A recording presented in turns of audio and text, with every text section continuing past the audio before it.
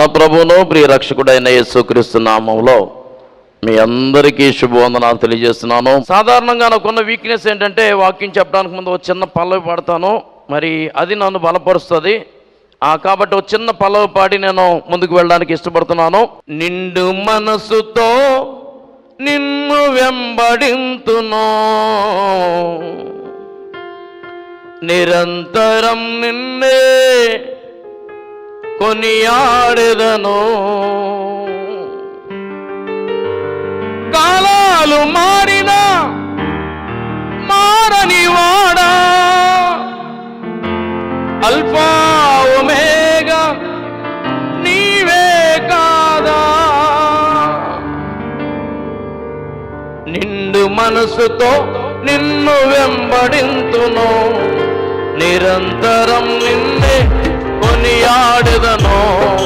నిండు మనసుతో నిన్ను వెంబడింతును, నిరంతరం నిన్నే కొనియాడెదను. నిండు మనసుతో నిన్ను వెంబడింతును, నిరంతరం నిన్నే కొనియాడెదను. కాలాలు మారిన మారని వాడా, అల్ఫా ఒమేగా నీవే కాదా. కాలాలు మారిన మారని వాడా, అల్ఫా ఒమేగా నీవే కాదా. నిండు మనసుతో నిన్ను వెంబడింతును, నిరంతరం నిన్నే కొనియాడెదను.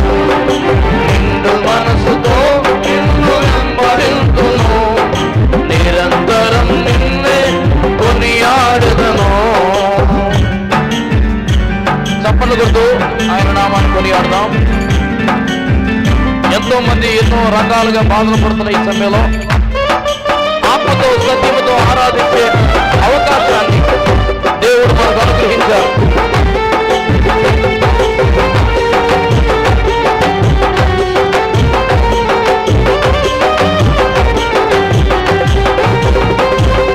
నేటి వరకు సహాయం చేసిన వాడా, నిరంతరం మమ్ము ఆదుకునేవాడా.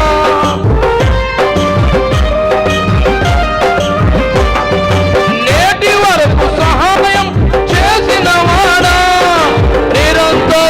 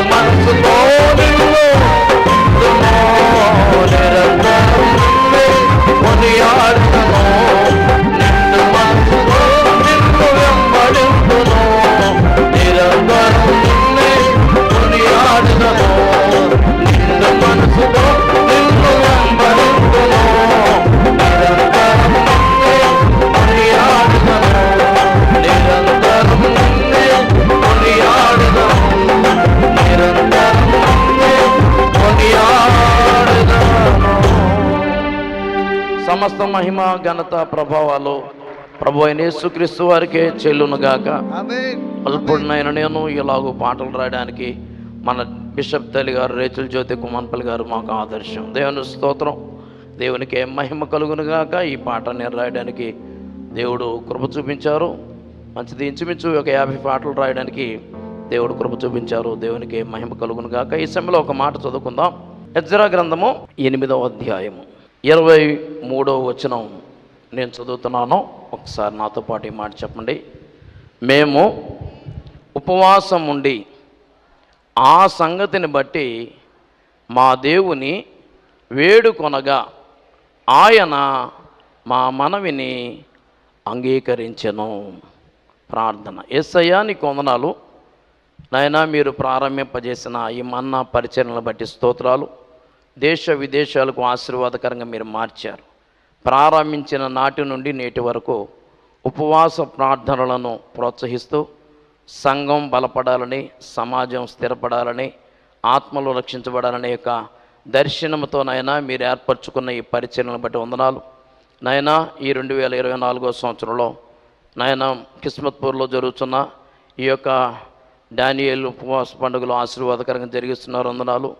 ఈ 10వ దినాన్న నీ సేవకునైన నేను ఈ స్థలంలో నిలవబడ్డానికి చూపిన కృపకే వందనాలు నాయన. ఈ సమయంలో మాతో మీరు మాట్లాడండి, నన్ను మరుగు చేయండి, మిమ్మల్ని మీరు ప్రత్యక్షపరచుకోండి. మీ మాటలు వినగలిగే చెవులు, గ్రహించే మనసు, లోబడే హృదయం, వాక్యానుసారంగా జీవించే జీవితం పరిశుద్ధ గ్రంథంలో ఆశ్చర్యకరమైన సంగతులు చూడగలిగే కన్నులు మాకు దయచేయమని యేసు నామమున ప్రార్థిస్తున్నాం తండ్రి, ఆమేన్. దేవుని స్తోత్రం. ప్రభునందు ప్రియ సహోదరి సోదరులారా, ఈ డానియేల్ ఉపవాస పండుగలలో ఎజ్రా గ్రంథంలోంచి ధ్యానం చేయడం అనేది ఏంటంటే, దానియేలు, ఎజ్రా వీళ్ళందరూ ఒకే కాలంలో ఉన్న రాజుల ఏలుబడిలో వీరు ఉన్నట్టుగా మనం చూడగలుగుతూ ఉంటాం. కనుక పరిశుద్ధ బైబిల్ గ్రంథంలో మనం చూసినట్లయితే దర్యావేషు, కోరేషు, అర్తహషస్త ఈ రాజుల ఏలుబడిలో వారు ఉన్నట్టుగా మనం చూస్తూ ఉంటాం. నిజంగా ఆ దినాలలో మనం చూసినట్లయితే ఎస్తేర్ అహష్వేరోషు కాలంలో తాను ఉపవాసం ఉండి ప్రార్థన చేసింది, తన జనాంగం అంతా ఉపవాసం ఉండి ప్రార్థన చేశారు. అదేవిధంగా మరి దానియేలు దైవ దర్శనాన్ని పొందుకుని ఆయన కూడా ఉపవాసం ఉండి ప్రార్థన చేసినట్టు మనం చూస్తూ ఉంటాం. కనుక ఇక్కడ ఎజ్రాతో ఉన్నవారు చేసిన ఉపవాస ప్రార్థన గురించి నేను తెలియజేస్తూ, ఈ రోజున మనము ఎలాగో ఉపవాసం ఉండి ప్రార్థన చేస్తున్నాం, ఎందుకు ఉపవాసం ఉండి ప్రార్థన చేస్తున్నామో ఒకసారి మనం గ్రహించుకుంటూ ముందుకు సాగిపోదాం. ఎజ్రా గ్రంథంలో మనం చదువుకున్న చోట రాయబడిన మాట మేము ఉపవాసం ఉండి అనే చక్కని మాట కనబడుతుంది. ఉపవాసము అనేది దేవునితో సహవాసాన్ని పెంచే ఒక చక్కని మార్గంగా మనం చూడగలుగుతున్నాం. నేటి దినాల్లో దేవుని కంటే సుఖానుభవాన్ని ఎక్కువగా ప్రేమించే వాళ్ళు ఉన్న ఈ రోజుల్లో రాను రాను ఉపవాస ప్రార్థనలు తరిగిపోయినాయి. ఎవరిష్టం వచ్చినట్లు వారు జీవిస్తున్న ఈ రోజుల్లో నేటికి ఉపవాస ప్రార్థనలో కొనసాగింపజేయడానికి దేవుడు మనకిస్తున్న ఈ ఉత్తమమైన సమయాన్ని బట్టి ప్రభువునందు సంతోషిస్తున్నాను. మేము ఉపవాసం ఉండి ఆ సంగతిని బట్టి మా దేవుని వేడుకొనగాని భక్తుడు చక్కని మాట వ్రాసినట్టుగా మనం చూస్తున్నాం. అంటే ఉపవాసం ఉండాలి. కొన్ని చోట్లకు వెళ్ళి అడుగుతూ ఉంటాను, ఎవరున్నారు ఉపవాసం అంటే కొంతమంది మా అయ్యగారు అమ్మగారు ఉన్నారండి అంటారు. లేకపోతే పలానా వాళ్ళ పేరు చెప్పి వాళ్ళు ఉన్నారు వీళ్ళు ఉన్నారండి అంటారు. కానీ బైబిల్ చెప్తున్న చక్కని మాట ఏంటి తెలుసా? మేమున్నాము అని చెప్పగలిగే స్థాయిలో మనం అందరం ఉండాలి. దేవుని స్తోత్రం, దేవునికి మహిమ కలుగునుగాక. అంటే ఉపవాసము చాలా అవసరం అనే మాట నేను తెలియజేస్తున్నాను. ఏదైనా తేడా వచ్చినప్పుడు డాక్టర్లు కూడా చెప్తారు పచ్యం చేయాలి. ఒక ఆయనకి ఇలా చెప్పారంట, బాబు నువ్వు రొట్టె పాలు తీసుకోవయ్యా అని అన్నారంట. అది ఆయనకు అర్థం కాక భోజనం తిన్నా తీసుకోమంటారా, భోజనానికి ముందు తీసుకోమంటారా అన్నాడంట ఆయన. అర్థమైందంటే డాక్టర్ గారికి నవ్వు వచ్చింది, కోపం కూడా వచ్చింది. బాబు తినే ఎక్కువయ్యి నీకు ఇది వచ్చింది కాబట్టి నువ్వు తినకూడదని చెప్తుంటే భోజనం ముందు తినేస్తావా భోజనం తర్వాత తినేస్తావా అని సీరియస్ అయ్యాడంట. దేవుని స్తోత్రం. నిజమేనండి, కొన్ని రోగాలకు కారణాలు ఏంటో తెలుసా? ఉపవాసం లేకపోవడమే. ఎస్, ఉపవాసం అనేది చాలా అవసరం. ఈ శరీరానికి కూడా రెస్ట్ కావాలి. ప్రాణాత్మ శరీరాలకు బలాన్ని ఇచ్చేది ఉపవాస ప్రార్థన. దేవుని స్తోత్రం. కాబట్టి తినవలసిన సమయంలో తినాలి, ఉపవాసం ఉండవలసిన సమయంలో ఉపవాసం ఉండాలి. కనుక అలాగున ఎలాగైతే మనం ఉండగలుగుతాం అప్పుడు ఖచ్చితంగా ఆశీర్వాదం వస్తుందని నేను ధైర్యంగా చెప్పగలుగుతున్నాను. మేము ఉపవాసం ఉండి ఆ సంగతిని బట్టి అని వారు చెప్తున్న మాట ఏంటంటే, ఉపవాసానికంటూ ఒక కారణం ఉండాలి. కారణం లేకుండా ఉపవాసం ఉండడం వల్ల ఉపయోగం లేనే లేదు. అసలు ఉపవాసం అనేది ఎలాంటిది, ఉపవాస నిబంధన లేకపోతే నియమం ఏంటనేది యెషయా గ్రంథంలో దేవుడు తెలియజేసినట్టుగా మనం చూస్తూ ఉంటాం. యెషయా గ్రంథము 58వ అధ్యాయంలో మనం చూస్తే ఇక్కడ చక్కని మాటలు కనపడతాయి. 4 రకాల ఉపవాసాలు కనపడతాయి. 1 అనుకూలమైన ఉపవాసము, 2 ప్రీతికరమైన ఉపవాసము, 3 దేవుడు ఏర్పరచుకున్న ఉపవాసము, 4 దేవునికి ఇష్టమైన ఉపవాసము. యెషయా గ్రంథం 58లో 5 నుంచి 8 వచనాలలో ఈ 4 మాటలు దేవుడు పలికినట్టుగా మనం చూస్తూ ఉంటాం. మేము ఉపవాసం ఉండగా నువ్వెందుకు చూడవు, మేము మా ప్రాణములు ఆయాసపరచుకునగా నువ్వెందుకు లక్ష్య పెట్టవని అంటూ ఉంటారంట. అంటే ఉపవాసం ఉంటూనే ఉంటారు, మరి ఏం చేస్తూ ఉంటారంటే వ్యాపారం చేస్తున్నారు, కఠిన పనులు చేస్తున్నారు, కలహపడుతూ ఉంటారు, వివాదం చేస్తుంటారు, అన్యాయంగా గుద్దులాడుతుంటారు. ఇలాగ ఉపవాసం చేయడం నాకు ఇష్టమా, అది నాకు అనుకూలమా అని దేవుడు ప్రశ్నిస్తున్నట్టుగా మనం చూస్తున్నాం. అంటే మనం చేసే ఉపవాసం నెంబర్ 1 దేవునికి అనుకూలమైన ఉపవాసంగా ఉండాలి. 2 దేవునికి ప్రీతికరమైన ఉపవాసమై ఉండాలి. 3 దేవుడు ఏర్పరచుకున్న ఉపవాసమై ఉండాలి. 4 దేవునికి ఇష్టమైన ఉపవాసమై ఉండాలి. దేవుని స్తోత్రం. కనుక అట్టి ఉపవాసం మనం ఉన్నప్పుడు దేవుడు గొప్ప కార్యాలు చేస్తాడని చెప్పడానికి సందేహం లేదు. వీళ్ళు అంటారు కదా, మేము ఉపవాసం ఉన్నాము. ఎవరు వీరు అని చూస్తే వీరు బబులోను నుండి యెరూషలేముకు వెళుతున్నారు, ఎజ్రా నాయకత్వంలో ఉన్నవారు. వీరు అహవా నది వైపు వెళ్తున్న ఆ యొక్క చోటుకు వచ్చిన తర్వాత 3 దినాలు గుడారాల్లో ఉండి ఉపవాసం ఉన్నట్టుగా మనం చూస్తున్నాం. ఆ సంగతి అనే మాటకి కారణం ఏంటంటే, ఉపవాసానికి ఒక కారణం ఉంది. ఉపవాసానికి కారణం ఉండాలి. కారణం ఉన్నవారు దేవుని వేడుకోవాలి. కొంతమంది ఉపవాసం ఉంటారు, కనీసం మాట కూడా బయటికి రాదు. ఏమ్మా అంటే ఉపవాసం అన్నట్టుగా అది కూడా నీరసంగా చెప్తారు. అంత నీరసపడిపోవాల్సిన అవసరం ఏమీ లేదు. నేను అనుకున్నాను ఉపవాసం ఉన్నప్పుడు ఇక నోటికి పని లేదేమో అనుకునేవాడిని. నోరు తెరవకూడదు, తినటానికి తెరవకూడదు, కానీ అంటానికి అడగడానికి తెరవాలి. దేవుని స్తోత్రం. ఉపవాసం ఉన్నప్పుడు నోటికి చాలా పని ఉంటుంది. అదేంటంటే ప్రభువుతో మాట్లాడడం, మన బాధ అంతా చెప్పుకోవడం, మన అవసరాల కొరకు ప్రభు మీద ఆధారపడడం, నశించిపోతున్న ఆత్మల రక్షణ కొరకు ప్రార్థన చేయడానికి ఈ నోటిని మనము వాడాలి అనే మాటను తెలియజేస్తున్నాం. కనుక ఆ సంగతిని బట్టి అనే చక్కని మాట మనం మర్చిపోకూడదు. నా చిన్నప్పుడు ఒక యాడ్ వినేవాడిని, మీరు కూడా విని ఉంటారు. అది ఏంటంటే, ఆ పెద్ద ఆవిడ ముసలామె 4వ తరం ఉంటుంది. ఏంటి సంగతి అంటే, పాప ఏడ్చింది, వుడ్ వర్డ్స్ పట్టమని చెప్పు అంటుంది. నాకు అది అప్పుడు అర్థం కాలేదు, కానీ పెరిగి పెద్దోడినాక బైబిల్ చదువుతుంటే అర్థమైంది. నిజమే. అంటే తరాలు మారినా రోగం ఒకటే, తరాలు మారినా మందు ఒకటే. దేవుని స్తోత్రం. హల్లెలూయా. కనుక ఆది నుండి భక్తుల జీవితాల్లో వచ్చిన సమస్యలు, శ్రమలు నేటికి మనకు వస్తున్నాయి. అయితే వారు ఎలాగున ప్రార్థన చేశారో అది మనం నేర్చుకుంటే వారి జీవితాల్లో పొందిన విజయాలు నేటి దినాల్లో మనం కూడా పొందడానికి అవకాశం దేవుడిస్తున్నాడు. దేవుని స్తోత్రం. కనుక ఏమిటి సంగతి, ఎందుకు మనం ఉపవాసం ఉంటున్నాం? బైబిల్ గ్రంథంలో మనం చూస్తే ఏ భక్తుడు ఉపవాసం ఉన్నా ఆ ఉపవాసానికి ఒక రీజన్ ఉంది, ఒక కారణం ఉంది. కారణం లేకుండా ఉపవాసం ఉంటే బలహీనత వస్తుంది. ఏమండి, ఒక గురి కలిగిన వారంగా మనం ఉన్నామని చెప్పడానికి సందేహం లేదు. కనుక వీరు ఉపవాసం ఉన్నారంట. ఉపవాసం ఉండి మా దేవుని వేడుకొనగా ఆయన మా మనవిని ఆలకించను అని లేదు, అక్కడ అంగీకరించను. చప్పలు కొట్టి దీన్ని అమ్మాయిపరచండి. హల్లెలూయా. చెప్తే వినేవాళ్ళు చాలామంది ఉంటారు, కానీ చేసేవాళ్ళు ఎంతమంది ఉంటారండి? ప్రార్థన ఆలకించువాడా అని పేరు ఆయనకుంది. ఆలకించువాడే కాదు, అంగీకరించువాడు అని కూడా మనం మర్చిపోకూడదు. దేవుని స్తోత్రం. యేసు నామములో ఈ 21 రోజులలో ఏదైతే మీరు అడుగుతున్నారో దానిని ఆయన మీకు ఇచ్చునుగాక. ఆమేన్. ఆయన పరిష్కరించలేని సమస్య అంటూ ఏది లేదు. అయితే ఓ చిన్న మాట, మా దేవుని మేము వేడుకొనగా అనేది మర్చిపోకూడదు. ఉపవాసం ఉండడం ఒక ఎత్తు అయితే, ఉపవాసం ఉండి అడిగేవారిగా ఉండాలి. కొంతమంది అడగరు, అలుగుతారు. వాళ్ళు పొందుకుంటున్నారు, వీళ్ళు పొందుకుంటున్నారు. నిన్నగాక మొన్న వచ్చారు, వాళ్ళకి వచ్చేసింది. నేను అంటాను, అలగడం మానేసాయి, అడగడం మొదలుపెట్టు అనండి మాట. అలగడం మానే, అడగడం మొదలుపెట్టు. కొంతమంది తల్లిదండ్రుల్ని అడగరు. అక్కకిచ్చావు, తమ్ముడికి ఇచ్చావు అని అడుగుతారు. నేను అంటాను, నువ్వు అడిగితే నీకెందుకు ఎవరు, నీకు కూడా ఇస్తారు. మీరు అడుగకయే పొందుకోలేకపోతున్నారు. మన దేవుడు పక్షపాతి కానే కాడు. దేవుని స్తోత్రం. ఆయా భక్తులు ఏదైతే అడిగారో ఖచ్చితంగా దాన్ని పొందారని చెప్పడానికి సందేహం లేదు. కనుక ఇక్కడ ఎజ్రాతో ఉన్న ప్రజలు బబులోను నుండి వారు ఆ యెరూషలేముకు వెళుతున్నట్టుగా మనం చూస్తూ ఉంటాం. ఎజ్రా గ్రంథం 7వ అధ్యాయంలో 1వ వచనం చూడండి. ఈ సంగతులు జరిగిన పిమ్మట పారసికపు దేశపు రాజైన అర్తహస్త యొక్క ఏలుబడిలో ఎజ్రా బబులోను దేశము నుండి యెరూషలేము పట్టణమునకు వచ్చెను. దేవుని స్తోత్రం. ఎజ్రా నాయకత్వంలో బబులోను నుండి వారు యెరూషలేము వెళుతున్నట్టుగా మనం చూస్తున్నాం. ఏమండి, ఇలాంటి పరిస్థితుల్లో వారు ఉపవాసం ఉండి ప్రార్థన చేయడానికి సీక్రెట్ ఏంటి, కారణం ఏంటని చూస్తే ఒక చక్కని మాట ఇక్కడ కనబడుతుంది. ఎజ్రా గ్రంథం 8వ అధ్యాయము 21వ వచనం.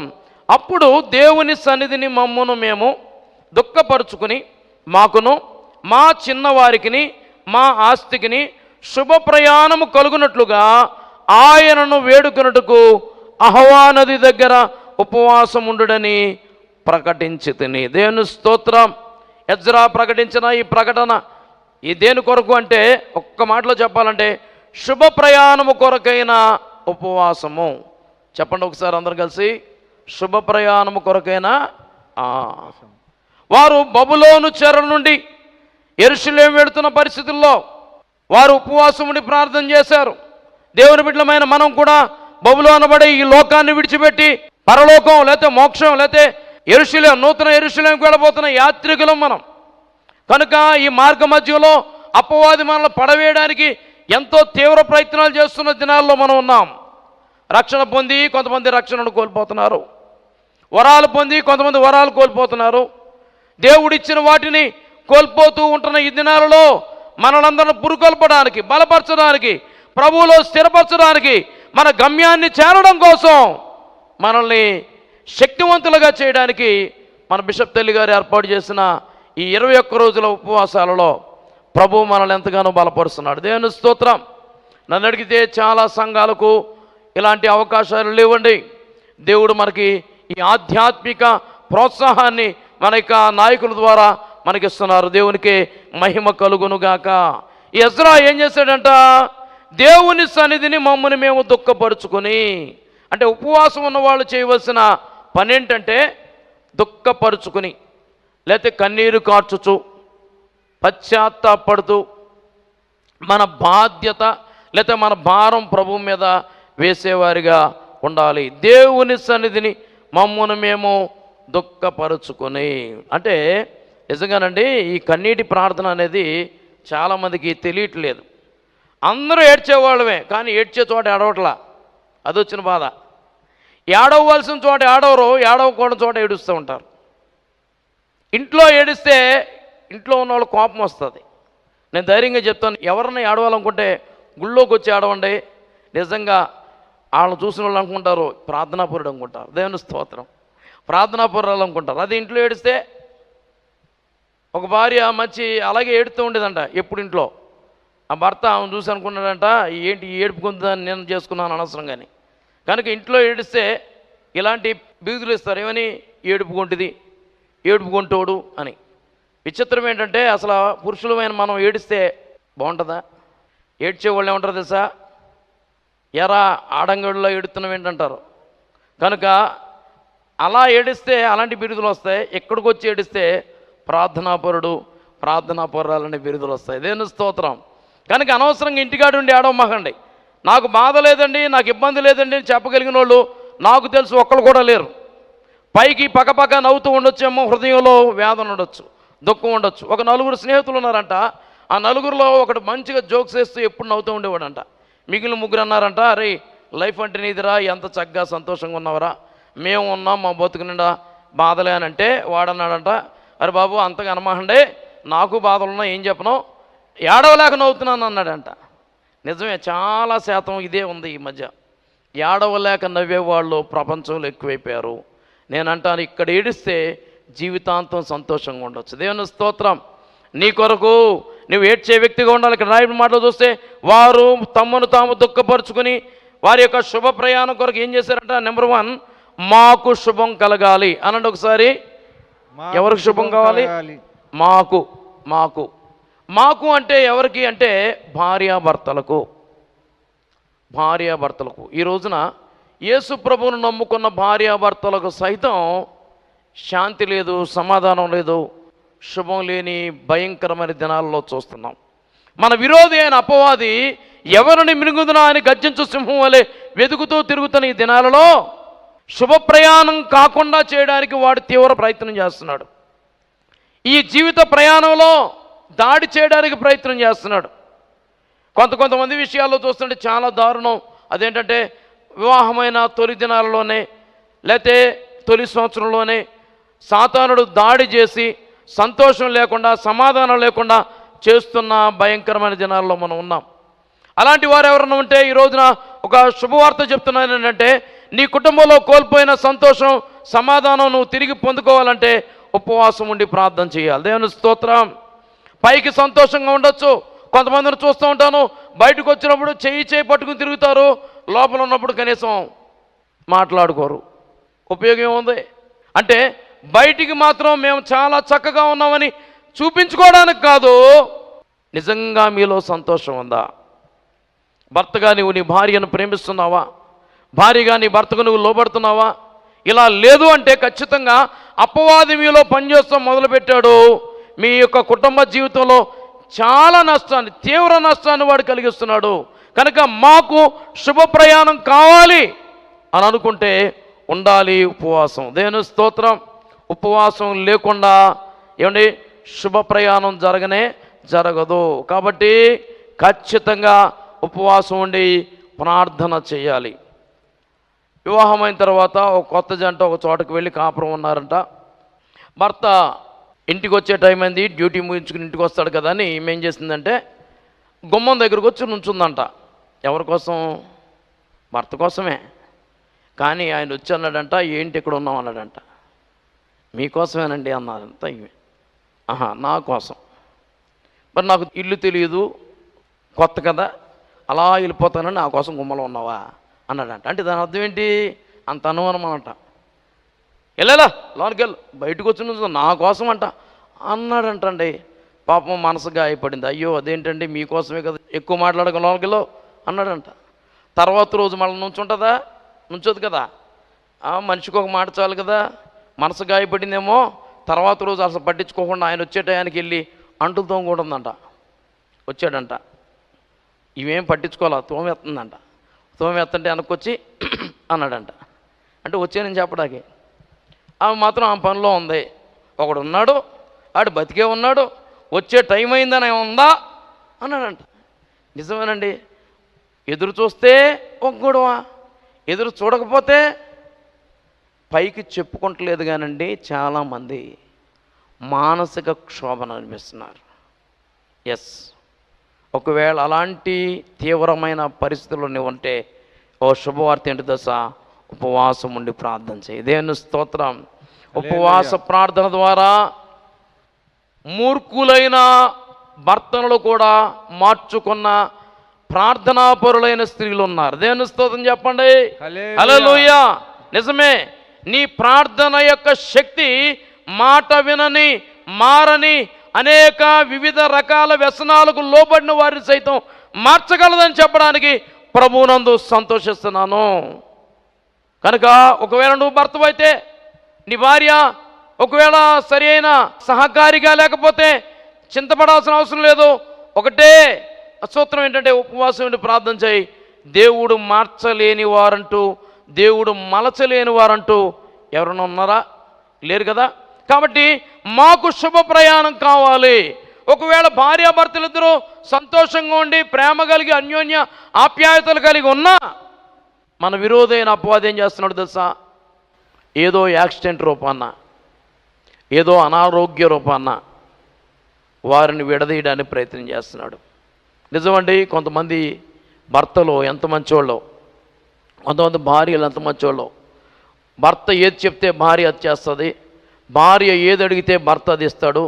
కానీ వారి దాంపత్య జీవితంలో సాతానుడు చేసే భయంకరమైన విపత్తు ఏంటంటే వారిని వేరు చేయడానికి ప్రయత్నం చేస్తాడు. ఎలాగంటే ఒకసారి కైకలూరులో ఒక యాక్సిడెంట్ జరిగింది. నేను ఎక్కడికో మీటింగ్ వెళ్తున్నాను, వెళ్తూ ఉండగా యాక్సిడెంట్ జరిగింది. ఏంటి అని చూస్తే ఒక భర్త భార్య వారిద్దరూ హనుమాన్ జంక్షన్ ఎక్కడో ఒక ఫంక్షన్లో పాల్గొని వెళ్ళిపోతున్నారు. వెళుతూ ఉండగా కైకలూరులో కొంచెం రోడ్డు ఇరుకుగా ఉంటుంది. ఎదురు నుంచి బస్సు వస్తుందని ఆ భర్త ఏం చేశాడంటే బండి కాస్త బైక్ పక్కకు తీశాడు. ఇసుకలో టైర్ కోసుకుని బైక్ పడిపోయింది. భర్త అటు పడ్డాడు, భార్య ఇటు పడింది. భార్య మీద నుంచి బస్సు వెనకాల టైర్ అలా వెళ్ళిపోయింది. భర్త చూస్తుండగా భార్య చనిపోయింది. ఎంత దారుణమైన సంఘటన అండి. నిజమే, మనల్ని ప్రేమించే వాళ్ళే కావచ్చు, మనకు దూరం చేయడానికి సాతానుడు ప్రతి క్షణం వాడు ప్రయత్నం చేస్తూనే ఉన్నాడు. ఈ రాత్రి నేను చెప్పే మాట ఏంటి దోసా, నీ భర్త మంచోడు, నీ భార్య మంచిది, కానీ మీకు శుభం కలగాలంటే ఉపవాసం ఉండాలి. లేదు కొంతమంది ఏం చేస్తారా, జరగకూడదు జరిగిపోయినాక నెల భోజనం తినటం మానేస్తారు. అప్పుడు కాదు చేయాల్సింది, ఇప్పుడు తల్లిగారు ఏర్పాటు చేసిన ఈ మంచి సమయం మన కుటుంబాలు సుఖశాంతులతో ఉండాలి, మనము సురక్షితంగా ఉండాలి. ఈ లోక యాత్రలోనూ పరలోక యాత్రలోనూ మనము స్థిరంగా ఉండాలి, ప్రభువులో నిలిచి ఉండాలి. శారీరకంగా, ఆర్థికంగా, మానసికంగా, ఆత్మీయంగా మన బలవంతులై ఉండాలి. మన జీవితంలో ఏది ఎదురైనా అదే శుభమే కలగాలి అని, అశుభం కలగకూడదు గాక. ఆమేన్. కొంతమంది దైవజనులు ఏ భారంతో ఏర్పాటు చేస్తారో గ్రహించగా చాలా చులకనగా తీసుకుంటారు. నాకు చాలా తెలుసు, అలా టేక్ ఇట్ ఈజీగా తీసుకుని తర్వాత లాస్ అయిపోయినాక ఏంటండి దేవుడు ఇలా చేశాడనే వాళ్ళు కూడా ఉన్నారు. లేదండి, దేవుడు సర్వశక్తుడు అన్యాయం చేయుట అసంభవం. ముందే దేవుడు నీకు చెప్పాడు, ముందే నీవు ప్రార్థన చేయడానికి దేవుడు ఒక అవకాశం ఇచ్చాడు, కానీ నువ్వు దాన్ని గ్రహించలేదు. దానియేలు గ్రంథంలో మనం చూస్తే దానియేలు ఉపవాస ప్రార్థనకు కారణం ఏంటి అని చూస్తే 70 వారములు పూర్తవుతున్న ఆ సందర్భంగా ఇంకా దేవుని ద్వారా ఏం తెలుసుకోవాలి, ఏం జరగబోతుందో, ఇక దైవ చిత్తం ఏంటో తెలుసుకోవడానికి ఏమంటే అతడు ఉపవాసం ఉండి ప్రార్థించినట్టుగా మనం చూస్తూ ఉంటాం. ఇక ముందు ఏం జరగబోతుంది, ఇక ముందు ఎలాగూ మనం బ్రతకాలి, మన పరిస్థితి ఏంటి అనేది దైవ చిత్తాన్ని గ్రహించుట కొరకు మనము ఉపవాసం ఉండి ప్రార్థన చేయాలి. గతించిన రోజులు లాంటివి కాదు రాబోతున్న రోజులు, నిత్యము పోరాటంతో కూడిన రోజులు ఇవి. 1 శారీరక పోరాటం, 2 మానసిక పోరాటం, 3 ఆర్థిక పోరాటం, 4 ఆత్మీయ పోరాటాల్లో మనం ఉన్నాం. ఏ పోరాటంలోనూ మనం బలహీనులము కాకుందము గాక, అన్ని విషయములలో మనము బలవంతులముగా ఉందము గాక, మనలను బలపరచు వారిని బట్టి మన సమస్తమును చేయుదుము గాక.